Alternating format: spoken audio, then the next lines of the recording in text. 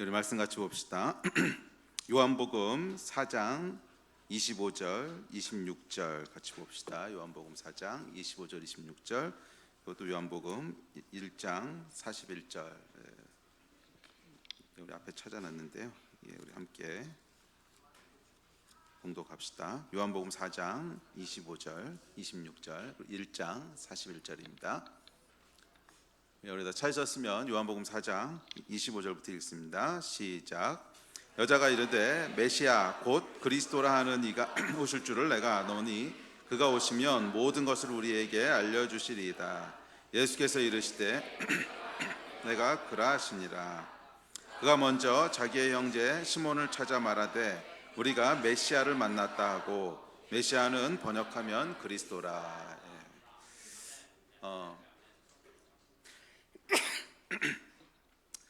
삼위일체 하나님에 대해서 저희가 살펴보고 있습니다. 하나님은 어떤 분이신가?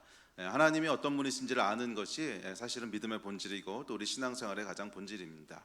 그래서 우리의 신앙생활은 무엇을 하고 무엇을 하지 않고 이런 율법들을 쭉 적어놓고 그것을 지키고 피하고 뭐 그러는 것이 아닙니다. 이것은 성경에서 사실은 참된 신앙생활과 가장 반대되는 잘못된 것이라고 질타하고 있는 것이고, 또 예수님께서도 그것에 대해서는 굉장히 분노하셨습니다. 신앙생활은 뭐를 하고 하지 않고 이런 게 아니라는 거예요. 이런 게 아니고 신앙생활의 가장 핵심은 하나님이 원래 인간을 창조하신 그 목적으로 돌아가는 것입니다.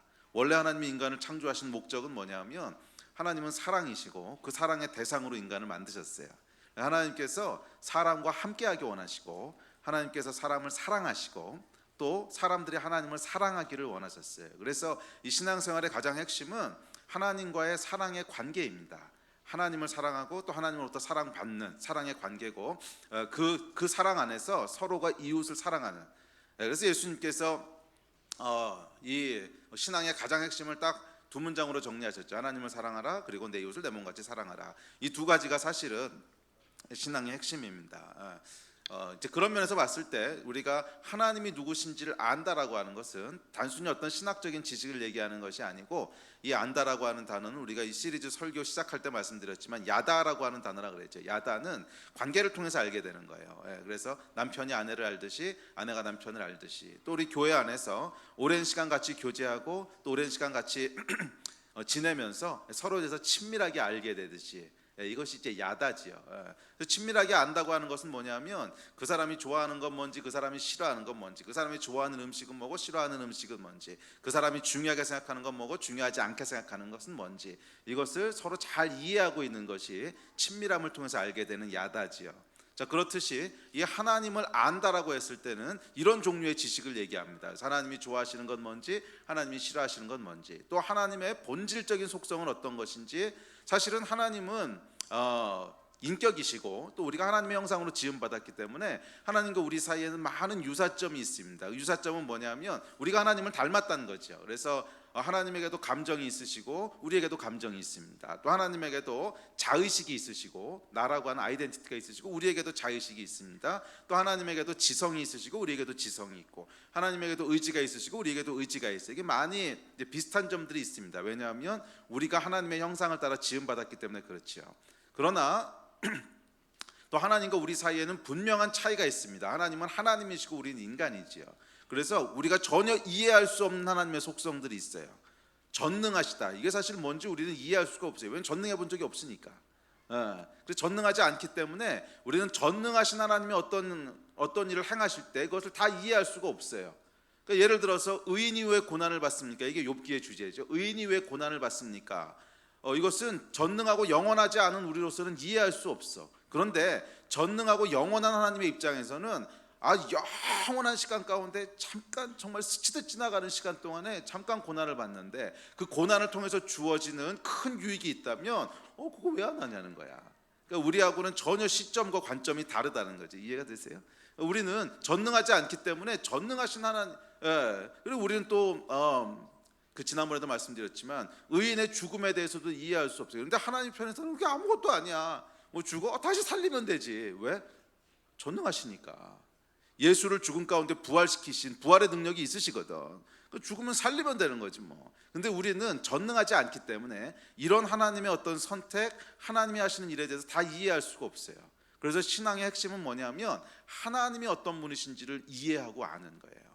그분의 전능하시다고 하는 게 도대체 뭔가, 그분의 영원하시다고 하는 게 도대체 뭔가, 이런 그분의 속성에 대해서 우리가 이해하고 알아가는 것이 사실은 우리 믿음의 신앙의 핵심인 줄로 믿습니다.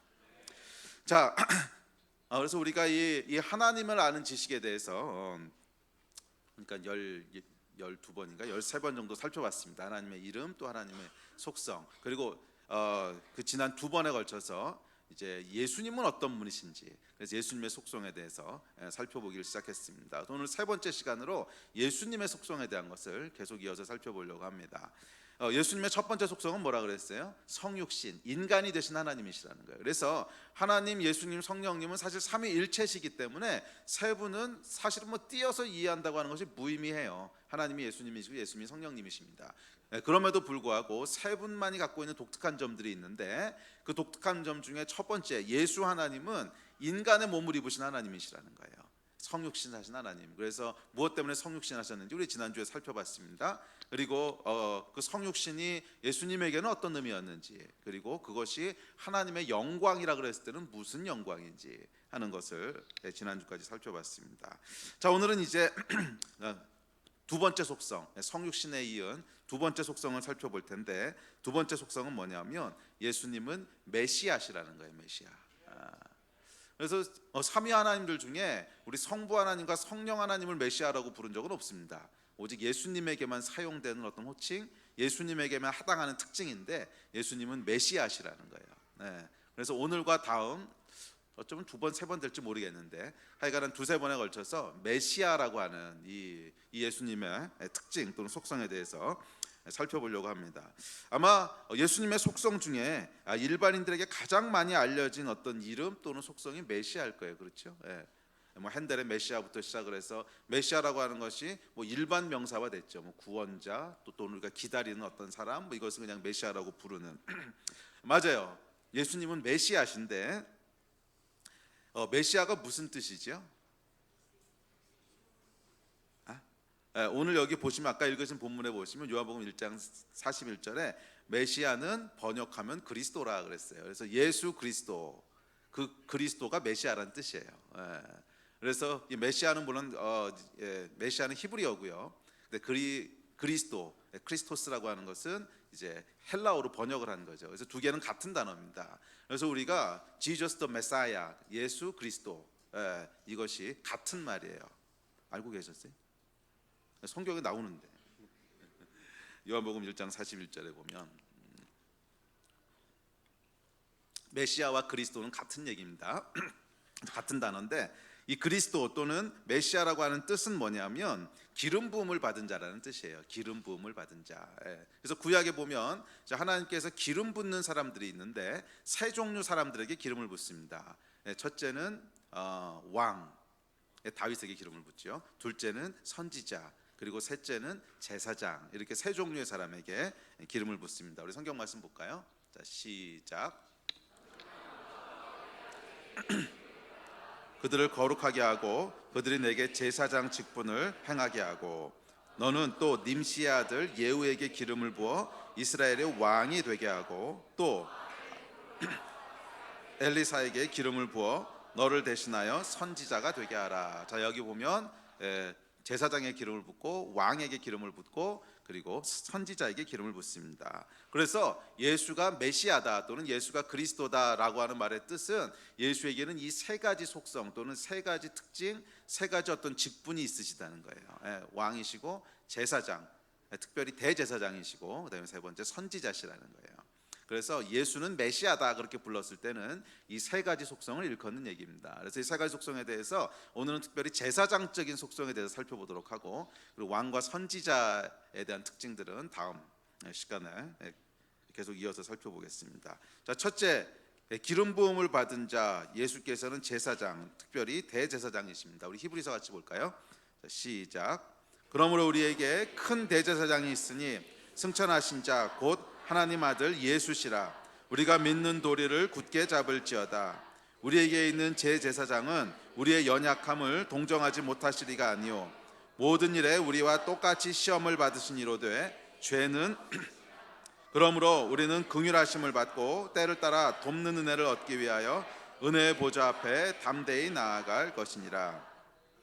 예수님께서는 제사장이시라는 거예요. 자, 구약의 제사장은 뭐 하는 사람이지요? 제사장은 제사를 물론 담당하는 사람입니다. 제사를 담당하는 사람인데 신약에서는 제사가 폐해졌습니다. 나중에 우리 성경을 살펴보겠지만 제사가 폐해졌지만 구약 시대에는 제사가 있었지요. 성전에서 매일 드리는 제사가 있고 또 절기 때마다 드리는 제사가 있고 또 1년에 한 번씩 욤키푸르라 그래서 대속죄일이라 그래서 1년에 한 차례씩 대제사장이 다 예식을 갖추고 지성소에 들어가서 이 제사를 드리는 그러니까 이게 어떻게 보면 제사 중에 가장 중요한 제사죠. 대속죄일 욤키푸르 때 드리는 제사까지 하여간 여러 가지의 제사가 있었습니다. 그리고 제사 형식만 해도 뭐 소제도 있고 번제도 있고 화목제 무슨 제 하여간 많아요. 그렇죠? 레위기를 연구해 보면 그 제사의 종류도 많고 제사를 드리는 스타일도 여러 가지고 하여간 여러 가지가 있습니다. 그러나 이 모든 다양성에도 불구하고 제사의 목적은 딱 하나입니다. 제사의 목적은 딱 하나예요. 여러분 뭔지 아세요? 제사의 목적은 죄를 사하는 거예요. 뭐 아무리 많은 뭐 화목제가 있고 그다음에 화목제 그다음에 또 무슨 제가 있지? 뭐 번제, 소제 그다음에 또 무슨 제가 있더라. 하여간 이 수많은 제사의 종류와 스타일에도 불구하고 모든 제사의 목적은 딱 하나예요. 죄 문제를 해결하는 거예요. 죄 문제를. 그래서 예수님의 대제사장으로서의 어떤 메시아적인 직분은 결국 이 죄와 연결되어 있습니다. 우리의 죄 문제를 어떻게 해결할 것인가, 그리고 죄 문제를 해결하시는 분이 우리의 메시아 예수님이시라는 거예요. 이 하나님은 우리가 하나님의 거룩하심이라고 하는 속성을 살펴볼 때도 그때도 말씀을 드렸지만 죄가 있는 곳에는 그 속성상 함께할 수 없는 분이세요. 죄가 있는 곳에는 그 속성상 그것은 하나님의 의지라기보다는 본성이에요. 본성. 하나님의 의지가 아무리 아이고 얘가 죄를 졌어도 용서해 주자 아무리 의지가 그렇게 결정을 해도 그렇게 할 수 없는 거라는 거예요. 본성이에요. 본성. 예를 들면 사람의 본성은요 시간과 공간의 제한을 받아요. 그래서 두 군데 동시에 있을 수가 없어. 그래서 아무리 우리가 아이고 지금 너무 중요하고 너무 급한 일이 두 군데서 동시에 벌어졌어, 그러면 내 몸을 나눠서 두 군데 동시에 있자. 홍길동이 아닌 이상 불가능해. 이거는 이게 본성이에요. 본성. 그러니까 하나님에게 거룩하심이 본성이다라고 하는 얘기는 의지와 상관없다는 거야. 하나님이 아무리 의지적으로 아무리 감정적으로 내가 사람을 너무 사랑하고 내가 창조한 나의 백성들을 너무너무 아끼고 사랑하고 용서하고 싶은 마음이 충만하고 그 감정이 막 부글부글 끓으시고 의지적으로도 다 용서하시겠다고 하셔도 하나님의 본성이 허락하지 않는다는 거예요. 그게 뭐예요? 거룩하심이에요.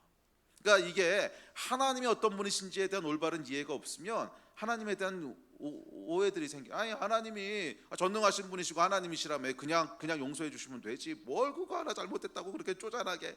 이게 뭐냐면 하나님의 본성에 대한 이해가 없는 거죠. 하나님을 아는 지식이 없는 거죠. 그래서 이 출애굽기에 보면 뭐라 그랬냐면 백성이 내게로 다가오지 말게 하라, 못하게 하라, 내가 그들에게 돌격할까 하노라. 이게 뭐예요? 돌격한다라고 하는 것은 돌격할까 하노라, 스스로 걱정하세요. 그러니까 이 백성들이 죽지 말아야 되는데 죄가 있는 채로 내 앞으로 오면 내가 돌격해서 죽여버릴 거라는 거야. 그건 뭐야? 하나님의 본성 자체가 죄하고는 그냥 심플리 같이 있으실 수가 없어. 죄가 있는 곳에는 하여간 그냥 하나님이 계실 수가 없어. 하나님이 거기 계시면 다 그냥 죽여버리는 거예요. 이게 이제 하나님의 본성이란 말이에요. 그래서 이 하나님과 사람 사이에 깨어진 관계를 회복하기 위해서는 어떤 방식으로든지 죄 문제를 해결해야 돼요. 이 죄 문제가 해결되지 않고는 이 본성이 거룩하신 하나님 앞에 우리가 나아갈 수가 없다는 거예요. 이해가 되세요? 이것이 이제 죄에 대한 이해입니다. 자, 아마 이러신 분 계실 거예요. 아니 뭐 하나님께서 꼭 그렇게까지 하셔야 되나? 예수를 십자가에 죽이시고 뭐 구원하시고 이거 보면 뭐 그렇게까지 하셔야 되나? 그냥 좀 넘어가시지. 만약 이렇게 생각하는 분이 계시다면 첫째는 하나님의 본성을 이해하지 못하는 거고요. 두 번째는 뭐를 이해하지 못하는 거냐면 죄를 이해하지 못해요. 죄가 얼마나 심각한 건지를 이해하지 못해요. 인식하지 못해요. 여러분 이게 참 이제 일반적인 현상인데 사람들은요 죄가 얼마나 심각한지를 제대로 인식하지 못해요. 이게 죄의 속성이에요. 죄의 속성 중에 아주 중요한 속성은 뭐냐면 죄는 자기 스스로를 정당화하고 보호하는 속성이 있어요. 이해가 되세요? 죄는 자기 스스로를 정당화하고 보호하는 속성이 있어요. 그래서 여러분 그 하와가 이제 선악과를 따먹잖아요. 그러면 이 죄가 얼마나 심각한 죄인지를 정상적으로 인식했다면은 아마 아담한테 가가지고 뭐라고 큰일 났다 큰일 났다 내가 죽을 죄를 졌는데 이거 어떻게 해야 되냐 뭐 이랬을 거야. 근데 이 죄가 일단 저질러지고 나면요 죄는 자기 스스로를 보호하고 정당화해요. 그래서 죄를 진 사람은 그 죄가 얼마나 심각한 건지에 대한 감각을 잃어버리게 돼요. 그러니까 하와가 와서 뭐라 그래요? 너도 먹어 이러고 주잖아. 이게 뭐야? 얼마나 심각한 건지를 지금 모르고 있다는 거지. 그래서 하와가 아담한테 와서 너도 먹어 그래서 먹이잖아요. 그러니까 이 죄라고 하는 것은 이 얼마나 그 심각한지를 잊어버리게 하는 그런 속성이 있어요. 그래서 여러분 마치 조폭들끼리 모여 있다 보면 밖에 있는 사람이 보기에는 엄청난 죄인데도 뭐 그 별것 아닌 것처럼 얘기하죠. 그렇죠? 그렇지 뭐 조폭이 아니니까 모르겠지 여러분. 근데 그러니까 조폭들끼리 앉아서 무슨 뭐 사람 때린 얘기, 그다음에 뭐 사기친 얘기, 뭐 심지어는 사람 죽인 얘기, 뭐 이런 거 하면서도 그냥 뭐 아무것도 아닌 듯이 막 이렇게 얘기해요. 왜냐하면 이 죄는요, 죄가 얼마나 심각한 건지를 모르도록 하는 속성이 있어요. 만약 그걸 사람들이 계속 인식하고 있다면 그 죄에 계속 가담하지 않겠지. 근데 죄는 속이는 거예요. 죄는 속여. 그래서 얼마나 심각한 건지를 계속 잊어버리게 합니다. 그래서 여러분 그 유명한 말이 있잖아요. 남이 하면 불륜, 내가 하면 로맨스. 이게 뭐야? 그 죄는 일단 그 죄 안에 자기가 들어가기 시작하면 정당화시킨다는 거예요. 남이 하는 거는 그거 잘못된 거야, 이러면서도 자기가 그 죄 안에 들어가게 되면 그거는 그냥 정당화시켜서 이건 로맨스라고 정당화시키는 뭐 이런 거지. 특히 그것이 많은 사람들에 의해서 오랫동안 지속되면 이제 그 죄는 더 이상 죄가 아니라고 느껴요. 그래서 식인종들이 사람을 잡아먹으면서도 아무 문제를 느끼지 못하는 게 이런 거죠.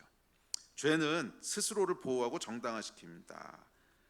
그래서 기억해야 될 게 있어요. 여러분 모든 죄는 우리가 느끼고 생각하는 것보다 훨씬 심각하다는 거예요. 이 복음과 특별히 십자가에 대한 이해는 여기에 대한 이해가 없이는 뭐 진도가 나갈 수가 없어요. 우리 죄가 뭐 그걸 가지고 그러셔 이러면 그럼 뭐 복음이라고 하는 게 필요가 없는 거죠. 하나님이 쪼잔한 인간은 쪼잔한 하나님이 되는 거지. 이 죄가 얼마나 무거운지를 인식하는 것에서 시작해야 돼요. 모든 죄는 여러분 잘 기억하십시오. 저와 여러분이 생각하는 것보다 훨씬 심각합니다. 그런데 그렇게 느끼지 못하는 건 죄의 거짓말하는 속성 때문에 그런 거예요. 그리고 모든 사람이 죄를 범하였음에 이렇게 성경이 얘기하거든. 모든 사람이 오랫동안 그 죄 가운데 있다 보면 그게 죄라고 하는 의식 자체가 없어지는 거예요. 자, 그 결과 우리가 이렇게 있습니다. 그래서 여러분 사실은 죄가 얼마나 심각한가를 살펴보기 위해선 내 안에 있는 죄를 계속 살펴보면 소용이 없어요. 그거는 계속 포장하고 거짓말하기 때문에. 그럼 죄가 얼마나 심각한지를 알려면 어디를 봐야 돼요? 십자가를 봐야 돼요. 이 죄가 예수가 죽을 정도로 심각한 죄구나. 그게 진리라는 거야. 내가 생각하기를 뭐 이 정도야. 이건 올바른 게 아니에요, 여러분. 판사가 판결하는 게 죄의 무거움이지 내가 생각하기에 이건 아무 소용이 없는 거란 말이야. 그래서 판결이 어떻게 났나 보라고. 우리의 죄에 대한 판결이 어떻게 났는가. 그 판결은 죽음이라는 거예요. 그 판결은 예수가 십자가에서 죽으시는 거라는 거예요. 죄가 얼마나 심각한지를 보려면 여기를 봐야 돼요. 자, 이것이 여러분 제사가 시작되는 곳입니다. 제사는 여기서부터 시작돼요. 자, 불행하게도 이 하나님의 자녀들, 하나님이 가장 사랑하시는 존재들이 하나님의 형상으로 창조된다가 이 죄에 빠졌습니다. 죄에 빠졌어요. 이제 인간은 하나님 앞에 나아갈 수 없는 존재가 됐습니다. 하나님 앞에 나가면 어떻게 되는 거죠? 죽는 거지. 하나님의 본성상 그리고 죄의 무게상. 자, 하나님이 이 상황 가운데 제사라고 하는 것을 가르쳐 주기 시작했어요. 자, 제사라고 하는 건 뭐예요? 구약의 제사는 뭐냐면 짐승을 잡아서 피를 뿌려서 드리는 어떤 의식입니다. 그래서 뭐 짐승을 뭐를 잡을 거냐? 그럼 가난한 자는 비둘기를 잡고, 뭐 돈이 많은 사람은 황소를 잡고, 또 주로 이제 어린 양이나 염소나 이런 것을 잡아서 하여간 피를 뿌려서 피를 흘려서 우리 죄를 속하는 어떤 의식이에요. 죄를 속하는. 짐승이 대신 피를 흘림으로 우리의 죄가 깨끗하게 된다는 거예요. 그리고 이 일을 하는 사람이 제사장입니다. 자, 그런데 하나님께서는 왜 꼭 피를 흘려야만 죄를 속하실까요? 자, 거기에 대해서 성경이 이렇게 얘기합니다. 자, 우리 9절 읽어봅시다. 시작. 이러므로 첫 언약도 잠깐만. 아유, 목소리가 아침도 안 드시고 뭐 명절 때 계속 굶으셨어요. 좀 크게. 자, 시작. 이러므로 첫 언약도 피 없이 세운 것이 아니니 모세가 율법대로 모든 계명을 온 백성에게 말한 후에 송아지와 염소의 피 및 물과 붉은 양털과 우슬초를 취하여 그 두루마리와 온 백성에게 뿌리며 이르되 이는 하나님의 너희에게 명하신 언약의 피라 하고 또한 이와 같이 피를 장막과 섬기는 일에 쓰는 모든 그릇에 뿌렸느니라. 율법을 따라 거의 모든 물건이 피로써 정결하게 되나니 피 흘림이 없은즉 사함이 없느니라. 예. 자, 율법에 의하면 거의 모든 물건이, 거의 모든 죄가 피로써 정결하게 된다는 거예요. 그래서 피 흘림이 없으면 죄 사함이 없다는 거예요. 예. 자, 그런데 여기서 피가 중요한 이유는 방금 읽으신 9장 18절입니다. 언약은 뭐예요? 피 없이 세운 것이 아니라는 거예요. 언약은 피 없이 세운 것이 아니고 이 피는 언약의 피라는 거예요. 언약의 피. 자, 여기서 피는 당연히 생명을 상징합니다. 성경에서 얘기합니다. 시작. 육체의 생명은 피에 있음이라. 내가 이 피를 너희에게 주어 단에 뿌려 너희의 생명을 위하여 속하게 하였나니 생명이 피에 있으므로 피가 죄를 속하느니라. 자, 그래서 제사 때 피를 흘려서 이제 그 피를 가지고 죄를 속한다고 하는 것은 우리 손가락을 쪽 째가지고 피를 똑똑똑 들어가지고 이렇게 하는 게 아니야. 이 피 흘리면 반드시 죽음이 있어야 돼요. 그래서 이 제사의 핵심은 사실은 피라기보다는 죽음이에요. 그러니까 짐승을 죽여서 피를 흘려야지. 짐승을 이 아까운 소를 계속 키우면은 이제 우유도 나오고 새끼도 낳고 그럴 텐데 뭐 이러면서 그냥 조금 이렇게 상체기를 내 가지고 피를 이렇게 하는 게 아니란 말이야. 얘를 완전히 죽여서 이 각을 뜬다 그러죠. 다 해체합니다. 부위별로 다 해체해서 그렇게 드리는 제사예요. 자, 어쨌거나 이 피라고 하는 것은 생명을 의미하는데 하나님께서 언약을 피 없이 세운 것이 아니라 하셨어요. 그러니까 이 얘기는 뭐냐면 하나님께서 언약을 맺으시는데 피로 생명을 걸고 언약을 맺으셨다는 거예요. 생명을 걸고 언약을 맺으셨다는 거예요. 자, 이 말은 뭐예요? 생명을 걸 정도로 그 언약을 엄중하고 중요하게 생각했다는 거죠. 왜 우리나라도 옛날에 독립투사들 보면 이렇게 피를 착 해가지고 딱 해가지고 그때 우리 뒤에 연극할 때 했는데 칼로 착 해서 피를 똑똑똑 흘려가지고서 그 피 가지고 혈서 쓰죠. 이게 뭐예요? 우리가 지금 맺는 이 약속, 우리가 뭐 나라를 위해서 충성하겠다고 하는 이 헌신, 이것은 내 생명을 걸고 하는 거다. 이거는 절대로 깨지 않는다. 내 생명을 다할 때까지 이 약속을 지킨다 하는 게 피를 뚝뚝뚝 흘려서 하는 거죠. 자, 그 얘기는 뭐냐면 이 하나님께서 피로 언약을 맺으셨다고 하는 것은 하나님께서 생명을 걸 정도로 절대로 이것은 내가 절대로 깨지 않을 거야. 내가 내 생명만큼 이게 뭐예요? 가장 소중한 내가 했던 모든 약속과 언약 중에 이거 이상은 없어. 왜? 내 생명을 걸었으니까. 그 얘기입니다. 이 독립투사들이 피를 뚝뚝뚝 흘린다는 건 무슨 뜻이에요? 이것 이상의 가치는 없다는 거예요. 내 가족의 안위도, 내 재산도, 내 지위도, 심지어 내 생명까지 여기다 걸었기 때문에 이것 이상의 가치는 없어. 내가 가장 무겁고 중요하게 생각하는 게 이 가치야. 그게 이제 피로 혈서 쓰는 거잖아. 그래서 피로 언약을 맺었다. 피 언약이다. 생명을 거셨다. 이건 뭐예요? 하나님이 가장 중요하게 생각하는, 더 이상 중요한 건 없는 그 어떤 무게를 가지고 언약을 맺으셨다는 거예요. 누구와? 사람과, 저와 여러분과 언약을 맺으셨다는 거예요. 자, 이 언약의 내용이 뭡니까? 이 언약의 내용이 사실은 성경이에요. 성경 전체가 다 이 언약에 대한 책이잖아요. 그래서 구약, 신약, 그렇죠? 구약, 옛날 언약, 신약, 새 언약. 그래서 이것이 언약에 대한 책이거든. 자, 하여간 하나님께서 처음에 맺으셨던 언약은 구약 전체가 거기에 대한 내용입니다. 그래서 구약에 보면 아주 구체적인 언약의 지침들까지 다 들어가 있어요. 너희는 이것은 해야 되고 이건 하지 말아야 되고 제사는 이렇게 드려야 되고 하나님 앞에는 이렇게 해야 되고 아주 자세히 나와 있습니다. 너무 구체적인 걸 다 살펴볼 수는 없고 그러려면 성경을 전부 읽어야죠. 자, 이 언약의 핵심은 뭔가? 이 언약의 핵심은 뭐냐면 하나님과 우리 사이의 관계에 대한 거예요. 하나님과 우리 사이의 관계. 아주 쉽게 얘기하면 하나님이 우리 하나님이 되시고 우리는 하나님의 백성이 된다는 거예요. 하나님이 우리 하나님이 되시고 우리는 하나님의 백성이 된다고 하는 언약이에요. 그런데 이 말의 뜻이 뭔가, 이 말이 얼마나 엄청난 건가, 이 말의 무게가 뭔가 하는 것을 자세히 설명해 놓은 게 성경이지요. 자, 우리 성경 한 구절 봅시다. 자, 시작. 이 언약은 내가 너희 조상들을 쇠풀무 애굽 땅에서 이끌어내던 날에 그들에게 명령한 것이라. 곧 내가 이르기를 너희는 내 목소리를 순종하고 나의 모든 명령을 따라 행하라. 그리하면 너희는 내 백성이 되겠고 나는 너희의 하나님이 되리라. 아멘.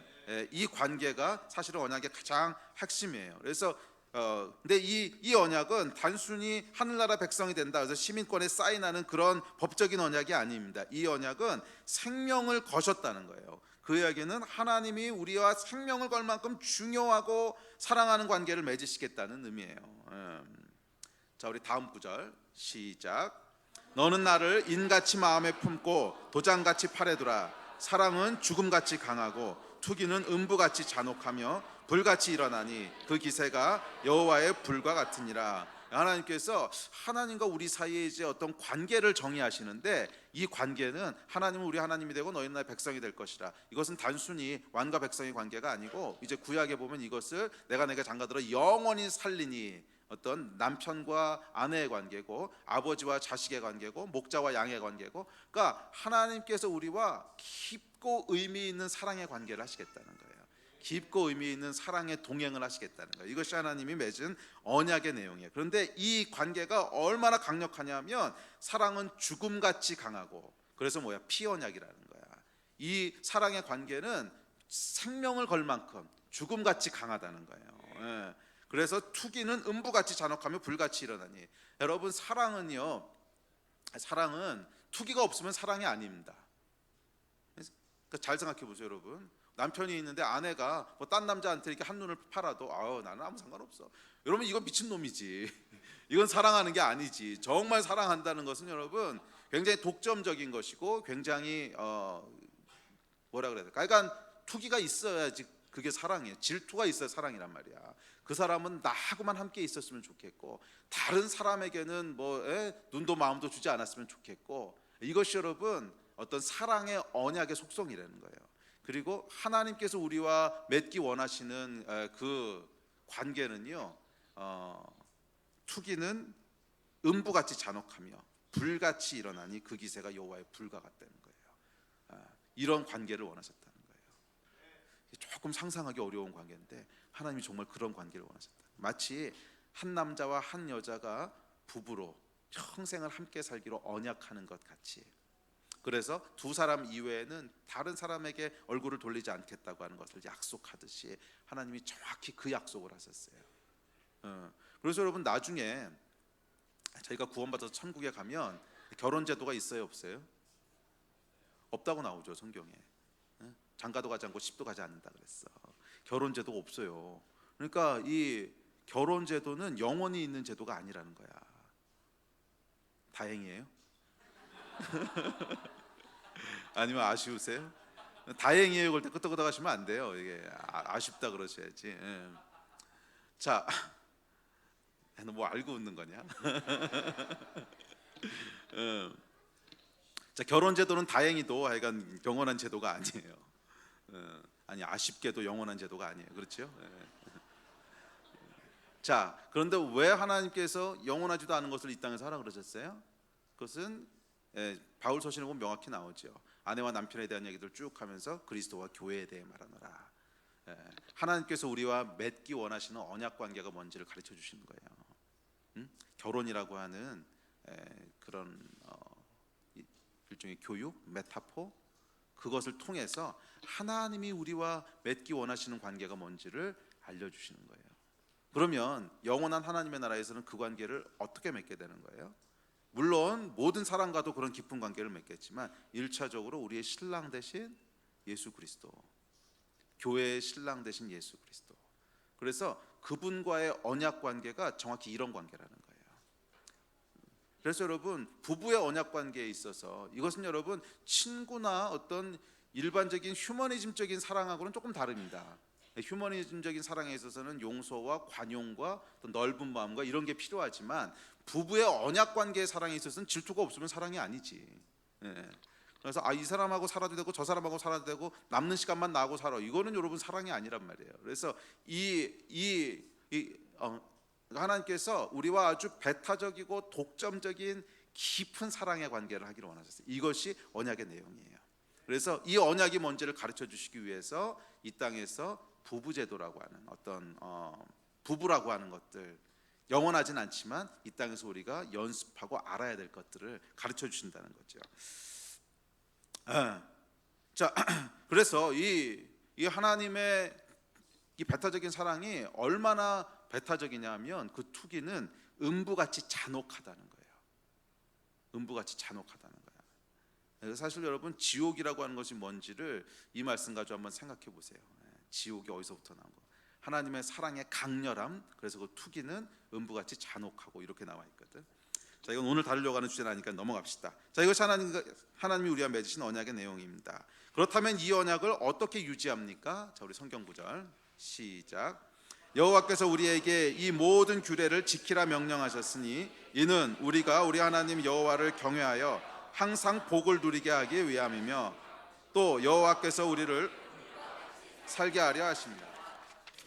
그 명령하신 대로 이 모든 명령을 우리 하나님 여호와 앞에서 삼가 지키면 그것이 곧 우리의 의로움이라.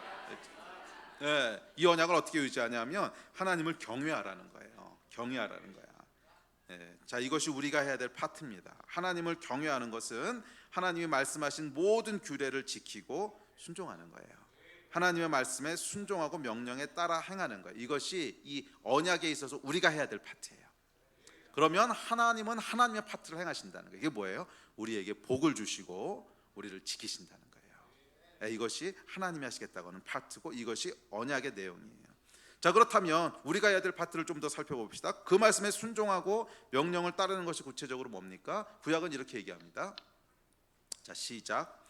여호와께서 이와 같이 말씀하시되 너희가 정의와 공의를 행하여 탈취당한 자를 압박하는 자의 손에서 건지고 이방인과 고아와 과부를 압제하거나 학대하지 말며 이곳에서 무죄한 피를 흘리지 말라. 하나님의 말씀을 지킨다고 하는 것, 하나님을 경외한다고 하는 것은 하나님을 존경하고 사랑함으로 이것들을 행하는 거예요. 내 이웃을 사랑하라고 하는 말씀의 구체적인 예들인데 뭐예요? 정의와 공의를 행하고 탈취당한 자를 압박하는 자의 손에서 건지고, 그러니까 도둑맞거나 뭐 어려운 사람들이 있으면 도우라는 거죠. 이방인과 고아와 과부를 압제하거나 학대하지 말고 힘없는 사람을 압제하지 말라는 거예요. 그리고 무죄한 피를 흘리지 말며.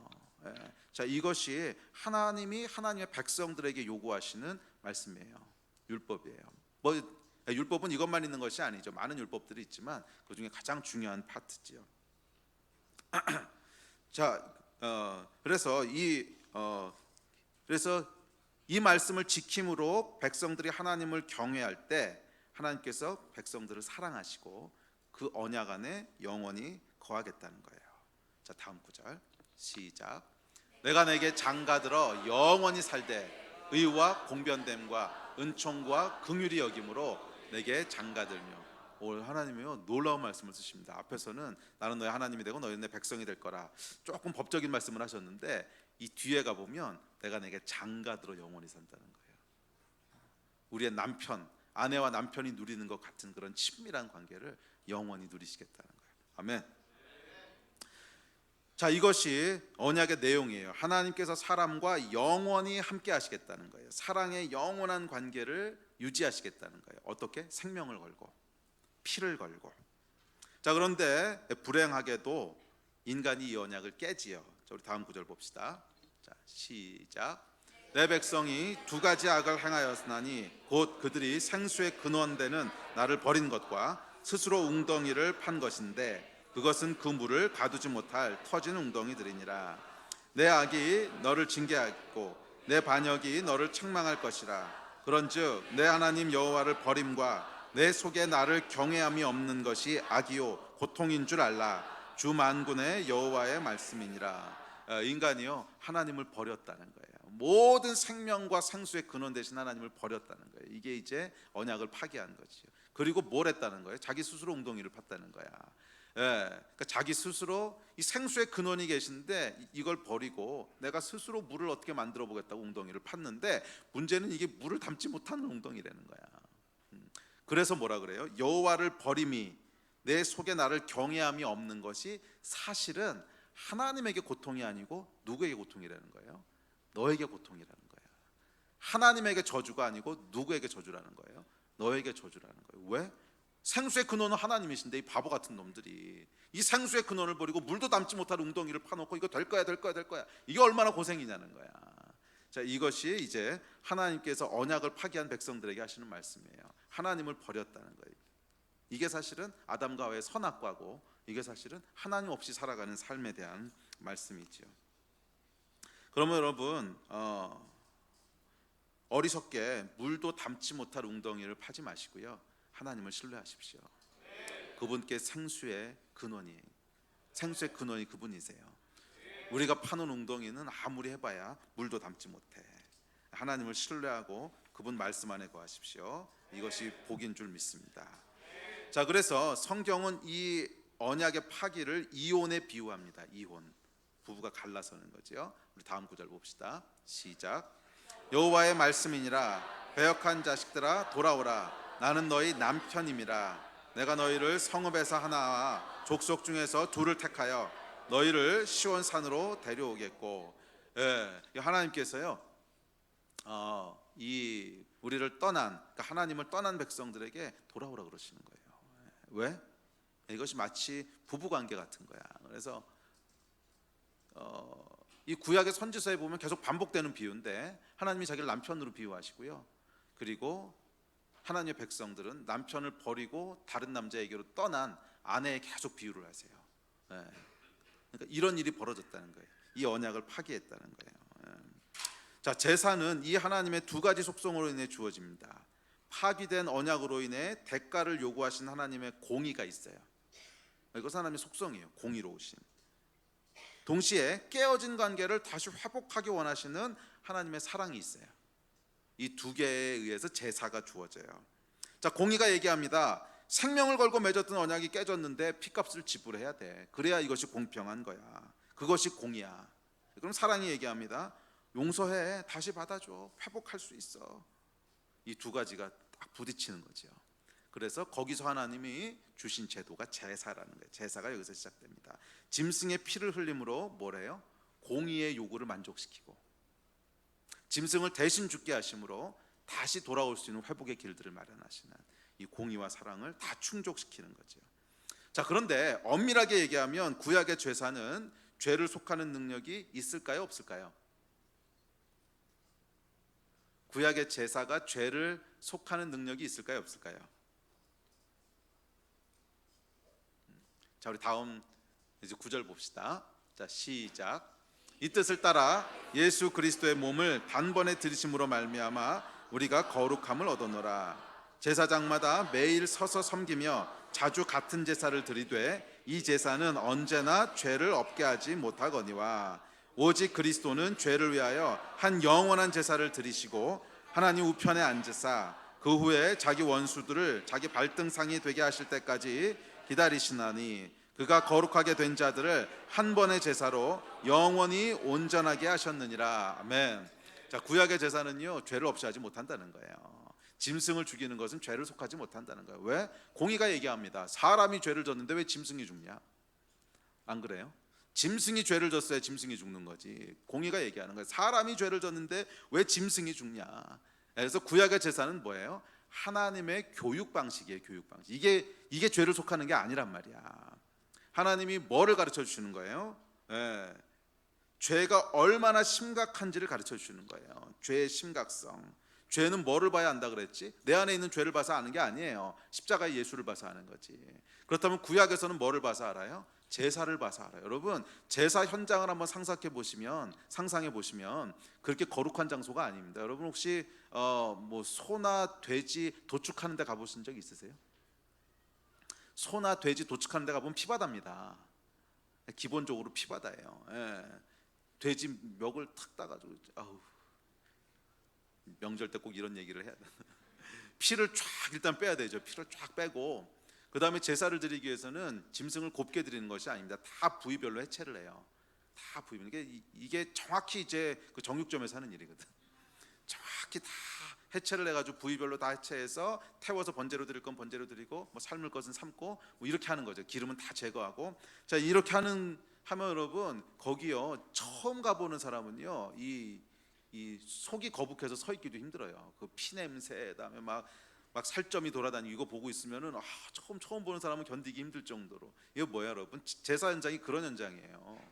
그러니까 제사 드리는 곳은 이렇게 깔끔하게 정리되어 있는 곳이 아니야. 계속 짐승을 잡는 곳이에요. 계속 소도 잡고 염소도 잡고 양도 잡고 이런 곳이라고. 그래서 유혈이 낭자하고요. 그다음에 그 해체된 짐승들이 막 여기저기 막, 그러니까 이게 이제 이 제사 현장이라는 거야. 그럼 여러분 이 제사를 볼 때 사람들이 뭐를 떠올리겠어요? 아, 우리의 죄가 저런 거구나. 우리의 죄가 저런 거구나. 이걸 알게 되는. 그래서 구약은요, 구약의 제사는 이 교육을 목적으로 주었습니다. 그러면 진짜 제사는 뭐예요? 진짜 제사는 메시아 예수 그리스도가 단번에 자기를 드리신 제사가 유일한 진짜 제사라는 거예요. 그래서 단번에 자기를 드리심으로 우리의 모든 죄를 속하셨다는 거예요. 이것이 가능한 이유는 왜 그래요? 우리 지난주에 살펴봤던 그분은 100% 인간이셨기 때문에. 공의가 얘기합니다. 인간이 죄를 졌는데 왜 짐승이 죽냐? 이 공의의 요구를 충족시키셨어요. 왜? 참 인간이 되셨거든. 100% 인간. 그래서 예수님께서 자기 자신을 제물로 드리신 이 죽음은요, 이제 짐승으로 인간의 죄를 대속하겠다고 하는, 가능하지 않은 그게 아니에요. 인간으로서 이 죄값을 치르셨다는 거예요. 그런데 여러분, 그럼 다른 사람은 왜 안 됩니까? 다른 사람은 안 돼요. 다른 사람이 안 되는 이유는 다른 사람이 만약 제물로 자기를 드린다면 그건 자기 죄 때문에 죽는 거야. 다른 사람의 죄를 대신할 수가 없어요. 자기가 죄값이 있어 죽어야 되는데 죽으면 자기 죄값 치른 거지. 예수께서 가능하신 이유는 하나님이시기 때문에 그래요. 어떤 하나님? 죄가 없으신 분. 그래서 여러분이 성육신 안에는 정말 놀라운 신비가 있어요. 100% 인간이고 100% 하나님이시라고 하는 것이 우리가 이해할 수도 없는 이렇게 복잡한 일을 하셨습니까? 그냥 50-50 하시지. 50-50 하셨으면 여러분 무슨 문제가 생기는 줄 알아요? 저와 여러분의 죄가 50%만 사해지는 거야. 이해돼요? 무슨 말인지? 이해할 수 없는 100%에서 200%가 아니고 100%, 이거 도저히 사람의 머리로 생각할 수 없는 이 복잡한 교리를 왜 만드셨습니까? 이거 여러분 아마 이 성경 저자들이 이거 기록할 때는요 다 이해하지 못하고 기록한 게 틀림없어요. 왜냐하면 아직도 다 이해를 못하잖아 우리가. 자기도 모르고 쓴 거야. 그냥 하나님이 쓰라고 해서. 그래서 사실 성경은요 정말 신뢰할 수 있어요. 성경 저자들이 다 이해하고 쓴 게 아니야. 자기도 모르고 썼어. 그런데 나중에 이 모든 여러 명이 쓴 것들을 다 피스를 맞춰 보니까 와, 이런 지혜가 있다니, 이런 놀라운 신비가 있다니. 만약 예수님께서 100% 인간 100% 하나님이 아니셨으면 우리 죄를 사하실 수가 없어요. 50% 인간 50% 하나님이었으면 인간을 대신하여 죽어주시는 그 제물은 50%만 죄를 사하는 거지. 근데 100% 인간이셨기 때문에 우리의 죄를 100% 사하신다는 거야. 근데 동시에 다른 사람을 위해서 죽어줄 수 있는 이유는 100%또 하나님이셔서 죄가 없으셨거든. 인간은 죄가 없을 수가 없는데 100% 하나님이시기 때문에 죄가 없어요. 그래서 다른 사람을 위해서 죽어줄 수 있는, 이게 여러분 메시아 예수의 대제사장 직분이에요.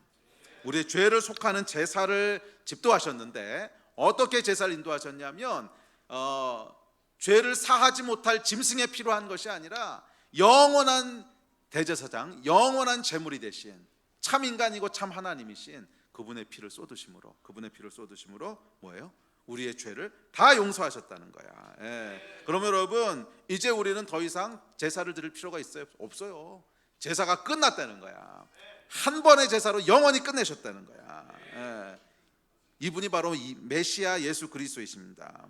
그러므로 이제 우리는 영원한 제사가 드려졌기에 하나님 앞에 담대히 나갈 수 있는 담력을 얻었어요. 할렐루야. 우리 다음 구절 봅시다. 시작. 이것들을 사하셨은즉 다시 죄를 위하여 제사 드릴 것이 없느니라. 아멘. 그러므로 형제들아, 우리가 예수의 피를 힘입어 성소에 들어갈 담력을 얻었나니 그 길은 우리를 위하여 휘장 가운데로 열어놓으신 새로운 살 길이요 휘장은 곧 그의 육체니라. 아멘. 대제사장이신 메시아 예수께서 영원한 제사를 드리심으로 이제 누구 앞에 나갈 수 있게 하셨어요? 하나님 앞에 나갈 수 있게 하셨다는 거야. 영원한 살 길을 여셨다는 거예요. 여러분, 이 죄가 해결되기 전에 그냥 하나님 앞에 나가면 어떻게 돼요? 공의가 그 앞을 가로막고 있어요. 이거는 하나님의 본질이에요. 공의가 가로막고 있어요. 언약을 깬 대가를 지불해라. 언약을 깬 대가를 지불해라. 공의가 외치는 거야. 그래서 그 길로 지나갈 수가 없어요. 하나님 앞에 나아갈 수가 없어요. 그런데 우리의 메시아 영원한 대제사장이 자신을 제물로 드림으로 공의의 욕구가 충족되었어요. 이게 뭐야? 휘장이 갈라졌다는 거야. 하나님 앞으로 공의가 충족된, 그래서 이 하나님께서는 공의와 사랑이라고 하는 두 가지 본성이 있으시잖아. 근데 공의를 충족시켰어. 그러면 뭐만 남으셨겠어요? 지금 얘기했잖아. 공의와 사랑이 있으셔 하나님은. 근데 공의를 다 충족해서 빼버렸어. 그럼 뭐만 남았어? 하나님은 사랑이시라. 아멘. 그래서 여러분, 이 신약에 주어진 복음은 뭐냐면, 복된 소식, 기쁜 소식, 즐거운 소식, 인류 최고로 비교할 수 없이 중요한 소식은 뭐냐면 하나님이 더 이상 공의와 저주의 하나님이 아니시라는 거야. 공의와 저주를 십자가에서 다 끝내셨기 때문에 하나님은 누구시라? 하나님은 사랑이시라. 할렐루야.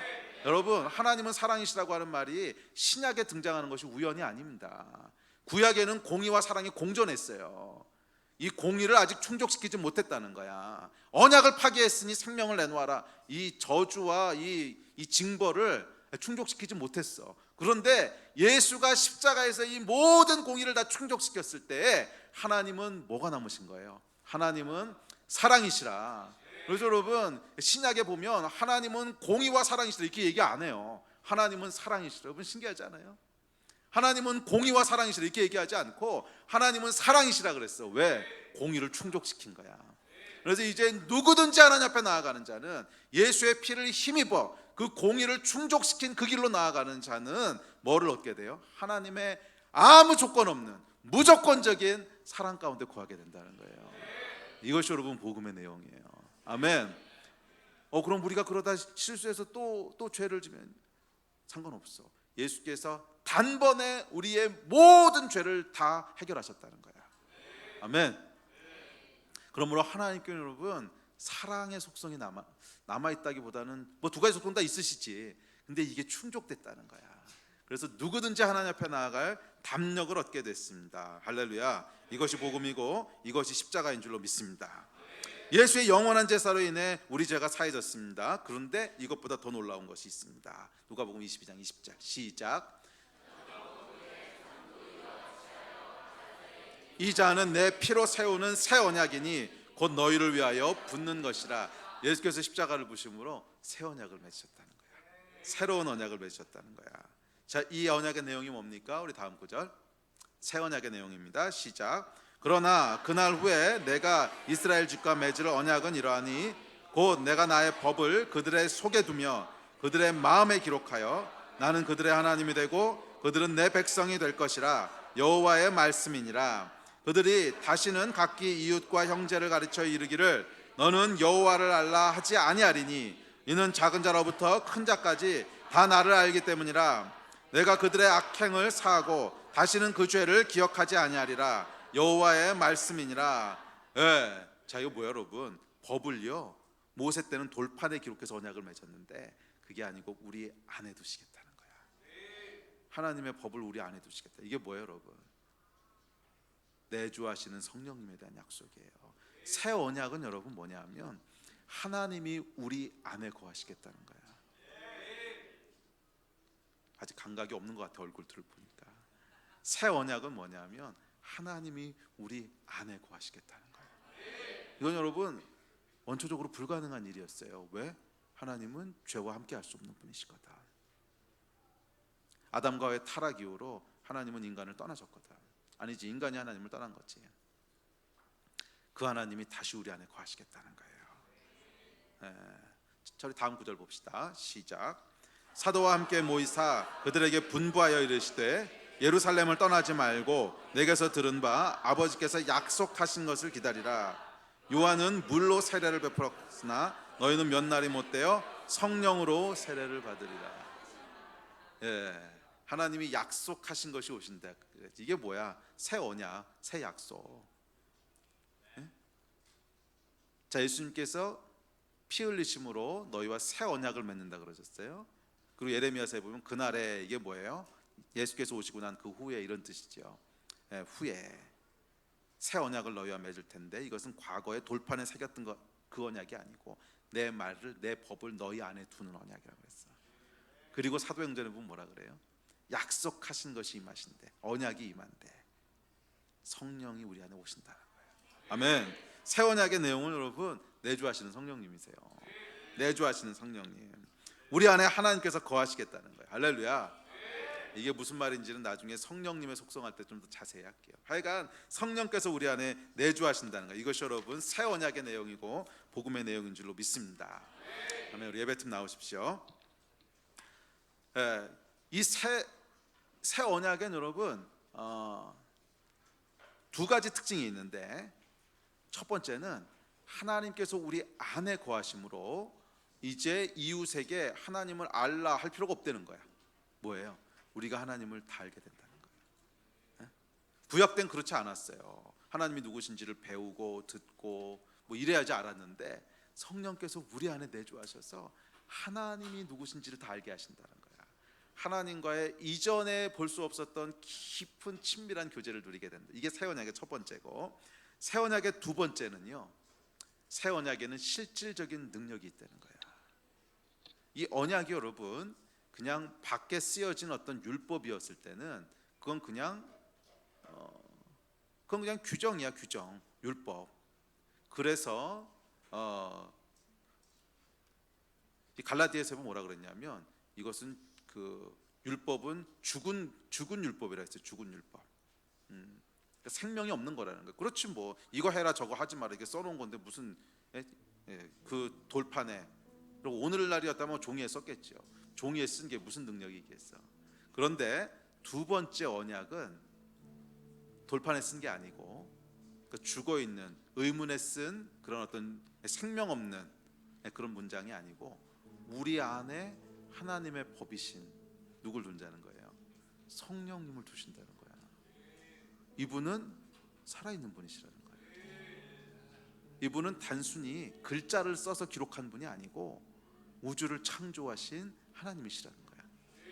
그분이 직접 우리 안에 거하신다는 거야. 그러면 거기 뭐가 있겠어요? 능력이 있다는 거야.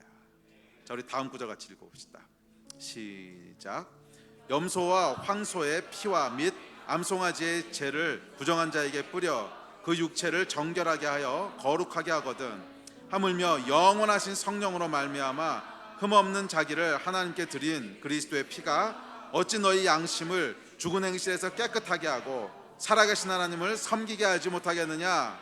이로 말미암아 그는 새 언약의 중보자시니 이는 첫 언약 때에 범한 죄에서 속량하려고 죽은 자의 부르심을 입은 자로 하여금 영원한 기업의 약속을 얻게 하려 하심이라. 아멘. 우리의 양심을 죄로부터 해방시키신다는 거예요. 우리로 하나님을 섬길 수 있는 삶을 살게 하신다는 거예요. 여러분, 메시아의 뜻이 뭐냐면, 물론 메시아는 기름 부음을 받은 자인데 유대인들이 갖고 있는 메시아의 개념은 뭐예요? 구원자예요. 구원자, 해방자. 물론 유대인들은 그것을 정치적으로 잘못 이해해서 정치적으로 우리를 해방하고 구원할 자를 기다렸지만 메시아가 구원자, 해방자라고 하는 컨셉은 맞는 거예요. 그렇다면 도대체 메시아는 우리를 무엇으로부터 해방하고 무엇으로부터 구원한다는 거예요? 우리를 죄의 권능으로부터 해방한다는 거예요. 메시아의 피는 단순히 우리를 법적으로만 자유케 했고 계속 죄의 그 능력에 이 노예처럼 묶여, 아니야, 그런 게 아니라는 거야. 그것은 구약의 율법은 그럴 수밖에 없어요. 왜? 얘는 그냥 종이에 쓴 것이고 돌판에 쓴 것이지 살아있는 게 아니야. 능력이 없어. 그런데 우리 안에 거하시는 새 언약 대신 성령께서는 능력이 있으시다. 우리의 양심을 살아나게 하실 수 있는 분이시고 우리로 하나님을 섬길 수 있는 능력을 줄 수 있는 분이시라는 거예요. 그래서 메시아는 우리를 해방시키시는데 뭐로부터 해방시켜요? 죄의 굴레와 권능으로부터 해방시키시는 자라는 거야. 실질적인 죄의 능력으로부터 자유케 하시는 분이시라는 거야. 여러분, 이 주님 부활하신 거룩한 주일날 저는 여러분 가운데 이 권능이 누려지게 되기를 주의 이름으로 축복합니다. 우리가 싸우고 있는 이 죄의 굴레들, 죄의 어떤 파워들 깨고 나올 수 있어요. 왜? 메시아가 계시거든. 이 메시아는 우리를 위해서 죽으심으로 새 언약을 주시고 우리 안에 성령을 거하게 하신 분이세요. 우리 안에 성령이 거하신다면 우리를 죄로부터 자유케 하실 수 있어요. 주의 보혈의 능력이 있는 줄로 믿습니다.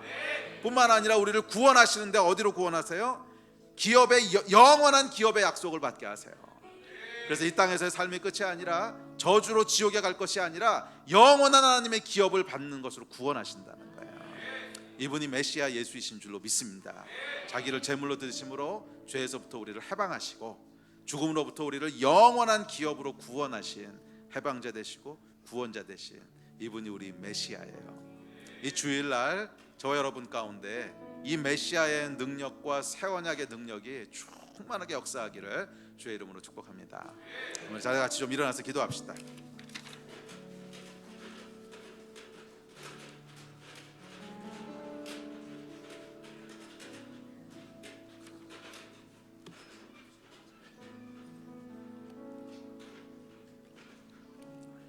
우리 함께 좀 기도합시다. 메시아가 이 땅에 오셨습니다. 그리고 자기의 피를 쏟으심으로 대제사장의 직분을 감당하셨습니다. 그래서 우리로 담대히 하나님 앞에 나아갈 담력을 얻게 하셨고 또 죄로부터 자유케 할 그 능력을 우리 안에 심으셨습니다. 우리 함께 좀 기도할 때 이 새 언약이 우리에게 역사할 수 있도록 좀 기도합시다. 새 언약이 역사할 수 있도록. 그래서 우리가 하나님을 깊게 알게 하여 주시고 우리 안에 있는 죄의 굴레로부터 자유케 하여 주십시오. 이것이 새 언약의 능력인 줄로 믿습니다. 우리 오늘 들으신 말씀들을 기억하시면서 우리 새 언약의 능력이 우리 가운데 충만히 역사하시도록 같이 한 2-3분 정도 합심해서 기도하고 우리 찬양하고 예배 마칩시다. 우리 기도하시겠습니다.